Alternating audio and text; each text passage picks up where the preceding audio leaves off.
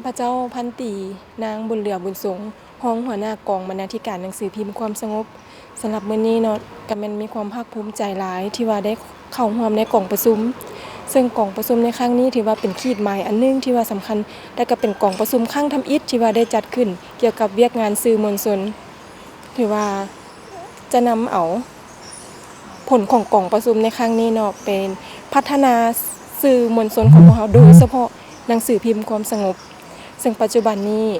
สื่อออนไลน์ถือว่ามาแฮงเนาะพวกเราก็จะเร่งใส่ในการปรับปรุงเกี่ยวกับสื่อออนไลน์โดยที่แม้กันกล้าคิดกล้าเฮ็ดกล้ารับผิดชอบกล้าพัฒนาเพื่อผลประโยชน์ของสังคมเนาะก็คือประชาชนที่ว่าได้อ่านได้เสพข่าวโดยเฉพาะแม่นการต่อต้านข่าวปลอมข่าวที่ว่าบิดเบือนความจริงข่าวที่ว่าบ่มีมูลความจริงแล้วก็เรียกร้องมายังผู้ที่ว่าได้เสพข่าวก็ต้องมีสติเนาะในการเสพข่าวจึงว่าถ้าว่า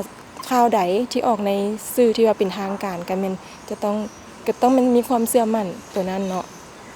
สำหรับการหันสื่อมวลเวียกงานสื่อมวลชนเนาะให้ก้าวสู่คุณภาพใหม่อย่างแข็งแรงก็คือ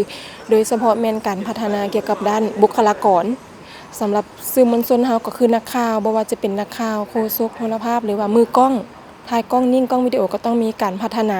ให้สู่ยุคทันสมัยซึ่งการจะพัฒนานี้มันยากฮ้องที่สุดแม่นก็ต้องมีการซอกฮู้ร่ำเรียนซอกฮู้นำผู้มีประสบการณ์สำหรับตัวนี้อันนี้แม่นด้านบุคลากรเนาะสำหรับด้านเวียกงานสื่อมวลชนของพวกเฮานี่ข้าพเจ้าคิดว่าบรรดาสื่อต่างๆก็ต้องมีการแลกเปลี่ยนบทเรียนถอดถอนบทเรียนซึ่งกันและกันเพื่อว่านำเอาบทเรียนของภาคส่วนนี้มาแล้วมาระดมความคิดกันเพื่อหันแนวใดเพื่อหันให้สู่คุณภาพใหม่โดยเฉพาะการปรับปรุงสื่อออนไลน์ที่ว่ามีความนิยมในปัจจุบันนี้เนาะสื่อต่างๆก็ต้องหันไปทางนั้นเฉพาะหนังสือพิมพ์ของพวกเราก็แม่นมีเพจหนังสือพิมพ์ที่ว่าลงตามเพจ Facebook ชื่อว่าความสงบลาว Security News เนาะก็ฝากผู้ที่ว่าเสพข่าวจังได๋ก็ฝากติดตามเพจของเฮาแน่เนาะเพื่อว่าก้าวไปสู่คุณภาพใหม่นำกันถ้าว่ากรณีที่ว่าอยากให้มีการปรับปรุงตัวใดก็สามารถมีความคิดเห็นต่อเพจเฮาหั้นก็ได้เนาะ